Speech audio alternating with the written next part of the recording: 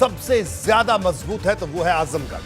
खुद अखिलेश यादव यहां से सांसद हैं और यही वो आजमगढ़ है जहां भाजपा इस वक्त सबसे ज्यादा कमजोर है, क्योंकि 2017 के विधानसभा चुनाव में भाजपा को यहां की 10 सीटों में से सिर्फ एक सीट ही मिल पाई थी।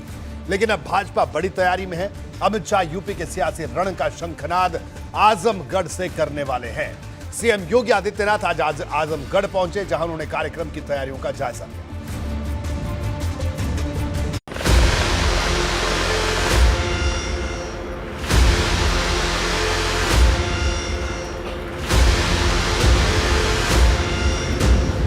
आजमगढ़ विकास की एक नई कहानी को लेकर के आगे बढ़ रहा है।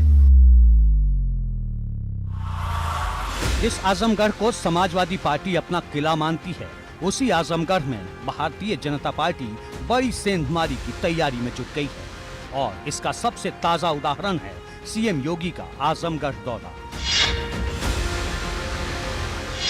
13 नवंबर को गृह मंत्री अमित शाह आजमगढ़ पहुंच रहे हैं। कहने को तो वो विश्वविद्यालय का शिलान्यास करने आजमगढ़ पहुंच रहे हैं, लेकिन राजनीतिक नजरिए से देखें तो आजमगढ़ की जमीन से ही 2022 की हुंकार भरने वाले हैं। मतलब अखिलेश के गढ़ में घुसकर अखिलेश को चुनौती देंगे। आजमगढ़ विकास की एक नई कहानी को लेकर के आगे बढ़ रहा है। पूर्वांचल एक्सप्रेसवे भौतिक विकास के और इस क्षेत्र के औद्योगिक विकास के एक नए प्रतिमान रचेगा। इसी महीने इसका उद्घाटन भी हम लोग करने जा रहे हैं। आजमगढ़ को एयर कनेक्टिविटी से जोड़ने के लिए एयरपोर्ट के निर्माण की कार्रवाई युद्ध स्तर पर चल रही है। इसी आजमगढ़ यानी अपने संसदीय क्षेत्र में अखिलेश यादव 28 अक्टूबर को गए थे। 100 मेधावी छात्र छात्राओं को लैपटॉप दिया था। लेकिन अब भाजपा अखिलेश के आजमगढ़ की बाजी 2022 में पलटने की तैयारी कर रही है। वैसे तो अमित शाह कुछ दिन पहले लखनऊ भी आए थे, लेकिन वहां से उन्होंने सिर्फ चुनावी रूपरेखा तैयार की थी और अब बारी है जमीन से विरोधियों को ललकारने की। इसके लिए भाजपा ने समाजवादी पार्टी के सबसे बड़े किले आजमगढ़ को चुना है और वो भी विकास के मुद्दों के साथ। एबीपी गंगा के लिए आजमगढ़ से खुर्रम नोमानी के साथ ब्यूरो रिपोर्ट। हमारे साथ इस वक्त वीरेश पांडे हमारे ब्यूरो चीफ सीधे जुड़े हुए हैं। वीरेश, आजमगढ़ का दौरा, अमित शाह आने वाले हैं, मुख्यमंत्री योगी आदित्यनाथ वहां पहुंचे, तो सीधे यानी सपा को उसी के गढ़ में घेरने की तैयारी की कोशिश है। यही रणनीति भारतीय जनता पार्टी बनाने की कोशिश कर रही है। वीरेश, रोहित जी, आजमगढ़ को लेकर एक कहावत है कि रोम पोप का और आजमगढ़ गोप का। जी हां, यही वजह है कि नरेंद्र मोदी की प्रचंड बहुमत के बाद भी आजमगढ़ में समाजवादी पार्टी ही थी। 2014 में और 2019 में भी लालगंज और आजमगढ़ की सीट भारतीय जनता पार्टी कमल नहीं खिल पाई। बहुत दुरूह क्षेत्र है। 10 विधानसभा क्षेत्र में एक सीट भारतीय जनता पार्टी के पास है और वो भी अरुण यादव है और उनके पिताजी अब समाजवादी पार्टी में जा चुके हैं, वहां के कद्दावर नेता, और ये भी जा चुके हैं, समझिए बस। तो भारतीय जनता पार्टी के लिए पूरे उत्तर प्रदेश में और खासकर पूर्वांचल में जो कहा जाता है आजमगढ़ गोप का, बहुत कठिन डगर है। इसी वजह से भारतीय जनता पार्टी के सबसे बड़े चाणक्य ने अपनी राजनीतिक जो ये यात्रा है 2022 की, उसकी सांगठनिक बैठक की शुरुआत राज्य विश्वविद्यालय देकर और बहुत कुछ देकर और समझकर करने वाले हैं। इसलिए आजमगढ़ की जो यात्रा है 13 तारीख की अमित शाह की, जो भारतीय जनता पार्टी के दूसरे सर्वोच्च कमांडर हैं, इसके बहुत सारे राजनीतिक मायने हैं। सेंधमारी की जो बात की जाती है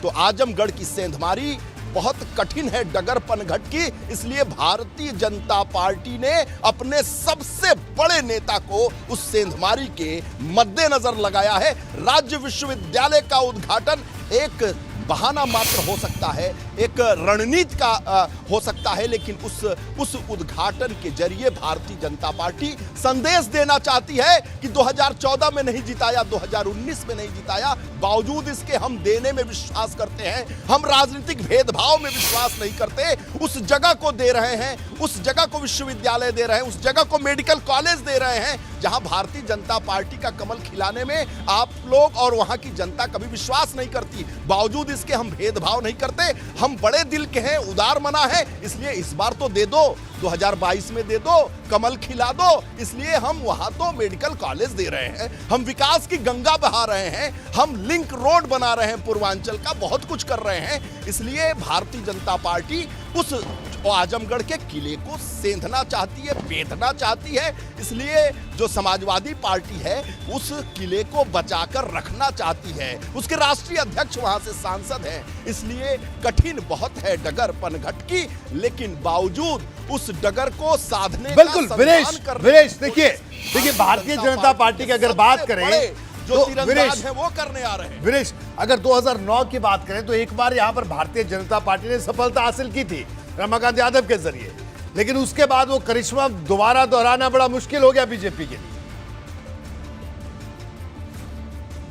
देखिए, मैं फिर कहना चाह रहा हूं कि रमाकांत यादव के जरिए रमाकांत और इस तरह के जो दिग्गज और क्षत्रप थे वो मुलायम सिंह यादव के क्षत्रप थे, वो किसी कारणवश टूटकर भारतीय जनता पार्टी में आ गए थे। इस वजह से वो जीत रमाकांत यादव की थी, जो राजनीति को जानता है, जो पूर्वांचल को जानता है, जो आजमगढ़ की धरती को जानता है, जो यहाँ के सियासी समीकरण को जानता हो, ये जानता है कि जो मुलायम सिंह के तमाम क्षत्रप थे जगह जगह पर, उसमें से आजमगढ़ के सबसे बड़े क्षत्रप रमाकांत यादव थे। वो जीत रमाकांत यादव की थी 2009 में, और रमाकांत यादव बहुत मजबूत नेता हैं, और यही वजह है कि 2014 में जब मुलायम सिंह यादव लड़े थे समाजवादी पार्टी से, उनके गुरुजी और शिष्य लड़ रहा था रमाकांत यादव, भारतीय जनता पार्टी से छक्के छूट गए थे समाजवादी पार्टी के। उस चुनाव को मैंने कवर किया था 2014 में, सरकार थी सूबे में समाजवादी पार्टी की, पूरा मंत्रिमंडल आजमगढ़ में पूरी तरीके से रहने लगा था, अखिलेश यादव के दौरे होने लगे थे, मुलायम सिंह वहां रहने लगे थे, प्रोफेसर राम गोपाल यादव दिल्ली से चलकर 15 दिन कैंप किए थे, शिवपाल यादव का कैंप था, 48-49 मंत्री कैंप कर गए थे आजमगढ़ में रमाकांत यादव के सामने। मुलायम सिंह यादव लड़ रहे थे, लग रहा था चुनाव हार जाएंगे मुलायम सिंह यादव, उनके राजनीतिक गुरु हार जाएंगे, और आजमगढ़ गोप का कहा जाता है, और गोप के सबसे बड़े तथाकथित नेता मुलायम सिंह यादव 2014 में चुनाव हार जाएंगे। तो रमाकांत यादव की वो शख्सियत है, वो व्यक्तित्व है, उस आजमगढ़ के लिहाज की बात कर रहा हूं, उस लिहाज से बात कर रहा हूं। इसलिए 2009 की जीत को मैं अपने राजनीतिक समझ से रमाकांत यादव की जीत मानता हूं, कमल की जीत को मैं नहीं। बिल्कुल, ये रमाकांत यादव की जीत थी विनेश, जिस तरह से आपने बिल्कुल आंकड़ों को बताया, और यहां पर कुछ और आंकड़े विनेश दर्शकों को बताना बेहद जरूरी है। पिछली बार जब विधानसभा के चुनाव हुए थे तो भाजपा का सबसे खराब प्रदर्शन आजमगढ़ में हुआ था।